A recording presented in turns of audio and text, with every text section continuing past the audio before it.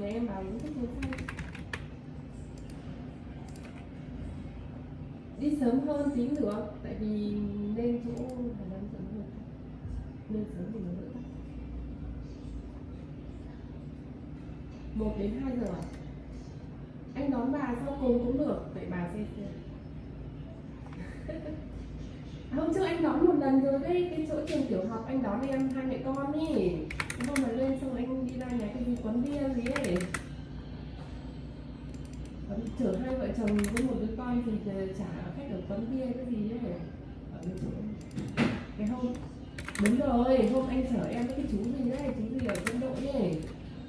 Hai mẹ con em mà bảo ở nhà lấy chồng ở chợ Nắng ấy, nhà ông Thi ấy, anh đón em ở cái chỗ Xuân Hương này em nữa.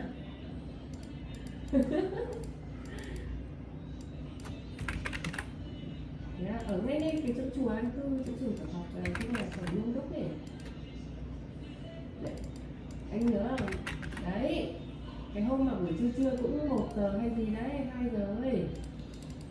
Đấy anh nhớ chưa? Đấy ở nhà đấy, mẹ em lên đấy mà.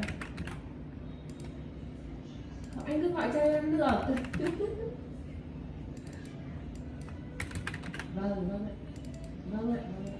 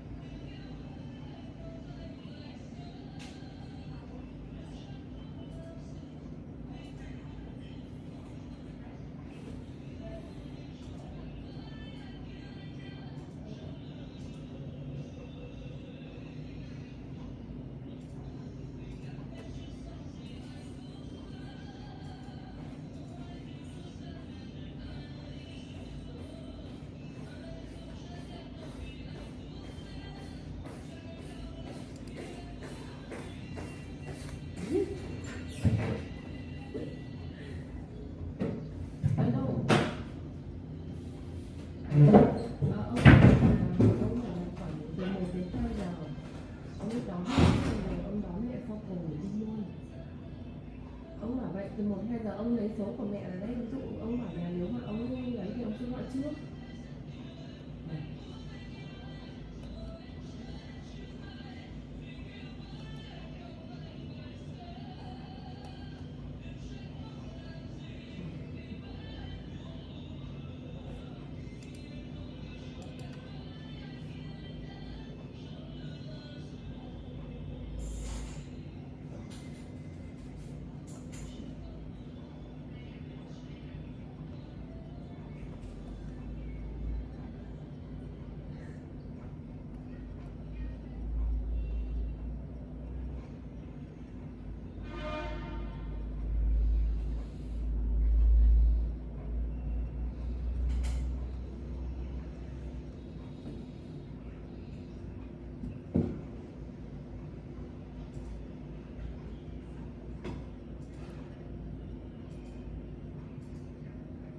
Từ phải bắt xe đi, ông này lại cạnh nhà chồng chị không biết.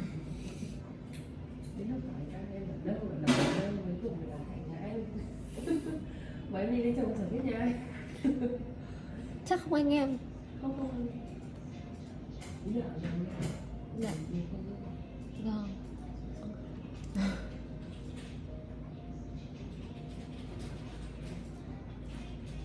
Chứ vì em với bên ngoại nhà em thế, cũng không biết nhà ai gì ngoài anh em, hàng xóm em cũng chẳng biết. Cứ hỏi vào đây nó tới cùng sao em lại gần nhà anh.